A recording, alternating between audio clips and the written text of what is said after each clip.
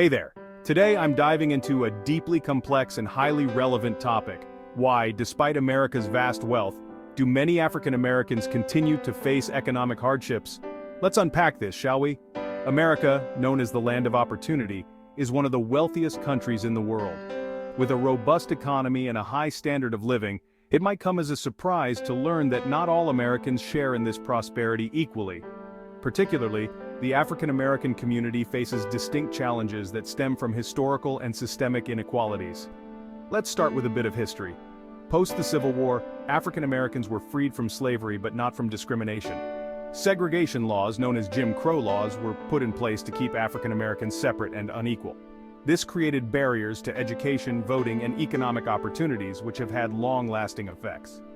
Fast forward to the 20th century, where movements for civil rights made significant strides towards equality. However, despite legal advancements, social and economic disparities didn't just vanish. African Americans often face systemic barriers in education, where schools in predominantly black neighborhoods frequently receive less funding and resources compared to those in white neighborhoods. This educational disparity directly impacts employment opportunities and economic mobility.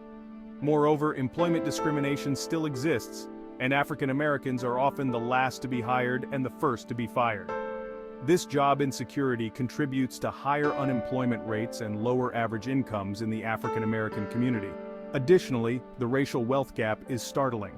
African American families hold a fraction of the wealth compared to their white counterparts, largely due to historical injustices like redlining that prevented property ownership and wealth accumulation. Understanding this context is crucial in addressing why, despite America's overall wealth, many African Americans continue to struggle economically. It's not about individual effort but rather a complex interplay of historical, social, and economic factors. Addressing these issues requires comprehensive policies aimed at leveling the playing field, such as reforming the education system, ensuring fair employment practices, and addressing wealth disparities through economic reforms. This conversation is just the beginning. By educating ourselves and advocating for equitable policies, we can work towards a future where all Americans, regardless of race, have the opportunity to share in the country's wealth. Let's continue to learn, discuss, and push for change. Thanks for tuning in.